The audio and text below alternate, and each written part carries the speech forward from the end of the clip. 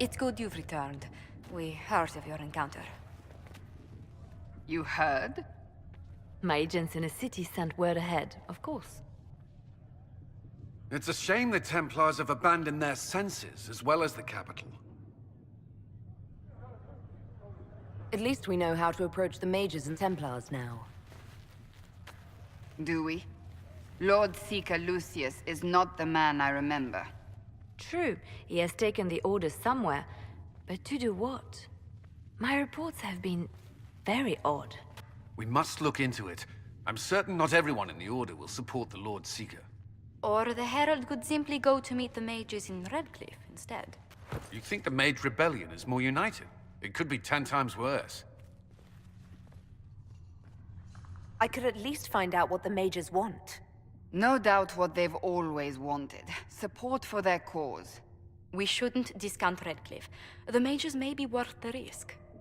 They are powerful, Ambassador, but more desperate than you realize. So it'll be dangerous. I've been in danger since I walked out of the Fade.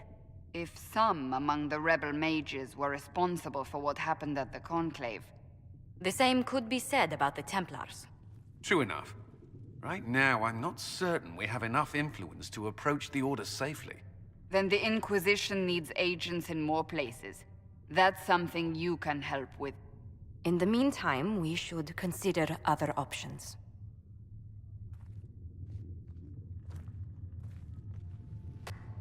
There is one other matter.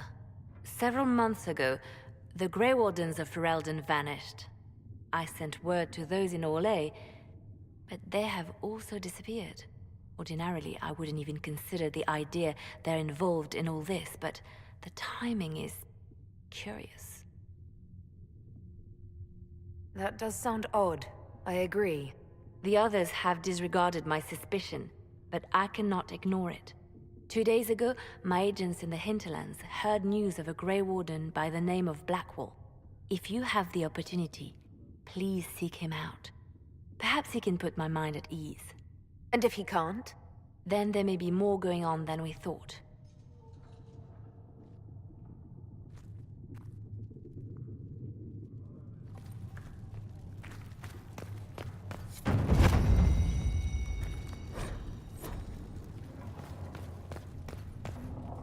You've never been to a circle, as far as I can tell, yet you're remarkably skilled. Were you self-taught? The Dalish have their own traditions, you know. The Circle isn't the only authority on magic. I have heard about the traditions of magic among the Dalish keepers, but it's all third-hand. In my own experience, nothing is more deadly to a young mage than a lack of knowledge, which makes the current state of things precarious. What do you imagine will happen if the circles are not restored? Do you foresee the Dalish taking us all under their wing?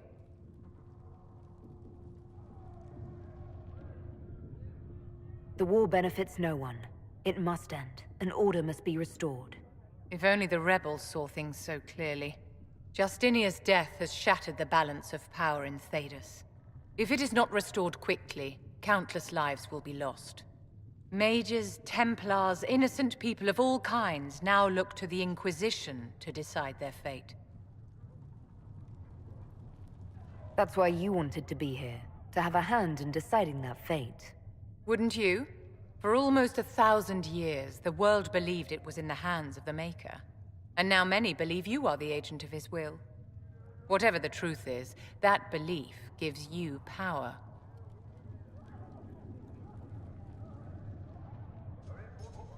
If that's true, then I'll put it to good use. I suppose we'll see. I've stolen enough of your time, my dear. Don't let me keep you. Yes? Is there anything I can do to help your efforts at restoring the Circle? After the Circles fell, their libraries were plundered by scavengers.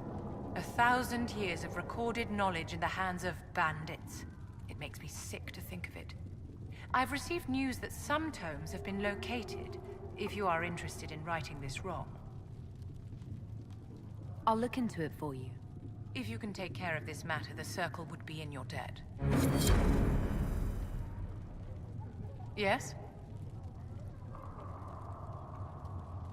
I'd like to know more about you, Madame Vivienne. Whatever would you like to know? Your accent's not Orlesian. Where exactly are you from? I am from the Circle, my dear. One's country of origin rarely matters there. But if you must know, I was born in Wycombe in the Free Marches. I was sent to the Ostwick Circle, but I transferred to Monsignor while still an apprentice. I'm curious how a Circle mage winds up a courtier. Nobody winds up at court, my dear. It takes a great deal of effort to arrive there. I caught the eye of Duke Bastien de Ghislaine, an advantageous connection that opened many doors. When the position of Enchanter to the Imperial Court became vacant, I was able to secure it. You're married to the Duke de Ghislaine? Of course not, my dear. Don't be ridiculous. Marriage is the business of alliance and inheritance. I'm Bastien's mistress. And what does the Duchess de Ghislaine think of this arrangement? We got along quite well. Duchess Nicoline and I used to host musical salons together. She was a great patron of the arts. She passed away from a fever a few years ago, the poor dear. What duties does a court enchanter have? I am tasked with providing assistance to the Empress on arcane matters. Most of my predecessors restricted this to lighting lamps and doing parlor tricks. In such troubled times as these, however, I provide political advice to Her Majesty on the subject of the Mage Rebellion. Yes? I wanted to ask you about the Circle of Magi. Of course. What do you wish to know? If the Circle disbanded, how can you still belong to it? The Circle is an idea, my dear. And an idea cannot be dissolved. Many of the first enchanters voted for rebellion, caring little that anything short of a unanimous decision would pit mage against mage. Rather than dissolving it, Grand Enchanter Fiona's vote split the Circle in two. The rebels follow her, the loyalists follow me. If you led all the loyalists, why are you only First Enchanter and not Grand Enchanter? Grand Enchanters are elected, and since there are no First Enchanters besides myself, no vote can be held. I could name myself Grand Enchanter, but the title holds no meaning now. When the circles are restored, that will change. What was it like to live in a Circle? My dear, your question is the root of all problems with mages. I cannot tell you. Every circle was different. Their Templars were different, their politics unique. And every person within each tower had an experience of Circle life unique to themselves. Some people suffered and some were content. Some were cruel, some compassionate, and some indifferent. The same is true of people everywhere, in all circumstances, whether they are mages or not. So tell me about your personal experience with the Circle.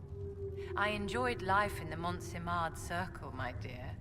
It was an edifice devoted to knowledge and refinement. And there is comfort to be had, you know, in the company of fellow mages. Those born without magic will never truly understand us. You must have been under constant supervision, being forced by Templars to live in the tower. Was that hard to endure? My dear, I have a suite in the palace and a wing at my dear Duke Bastien's estate. I've never been forced to live anywhere. Most circles allowed mages to live away from the tower, either on their own or in service to the nobility. All that was required was permission from the first enchanter. Some circles were harsher in their restrictions. Kirkwall was the worst, but it was the exception. Most were quite permissive. Perhaps too permissive, in retrospect. How did we come to this state with the Circles in revolt? A failure of perspective that infected Circle leadership. Mages lived solely in a world of Templars and mages. They could not even imagine what was beyond the tower walls. Kirkwall gave the world a reason to remember its fear of magic. A mage killed hundreds with a snap of their fingers. Across Thedas, a new tangible fear of magic grew. Commoners and nobles alike called out to the Chantry for protection. But the malcontents in the towers thought nothing of this. They cared only for themselves and for their anger at the new Templar restrictions. When a mage attempted to assassinate Divine Justinia, again, the mages protested the investigation. The leadership chose to vote on independence based on the intolerable conditions imposed by the Templars, sparing no thought to the fact that magic was more feared in the aftermath of these attacks than it had been since Tevinter's day. So long as they had their freedom, they could care little for riots, angry mobs, or about pitting mages against each other. Are you familiar with Grand Enchanter Fiona? We've met. Before her horrendously ill-timed and selfish vote for independence, I thought her adequate at her job. In her dotage, she could not handle looking after the well-being of so many people. We would have done better to replace her years ago, to let her spend time gardening. Did they have cause to rebel? In the aftermath of their terrorist attacks? Was that really the most opportune time to break away? By all means, protest abuses by the Templars. Just don't do it in a way that says mages support wholesale murder. By voting when they did, my colleagues all but declared war upon the ordinary people of Thedas. A war in which we are outnumbered 100 to 1. I thought the fighting was only between mages and Templars. Why are mages fighting mages? The vote for independence was carried by only a small margin, but Fiona chose to let the motion stand. Those who opposed a rash declaration of war against the entire free world had little choice. By breaking from the Chantry when they did, the rebels declared themselves in support of mass murder. Anyone who did not wish to support terrorism and the slaughter of innocents was forced to take arms against the rebels.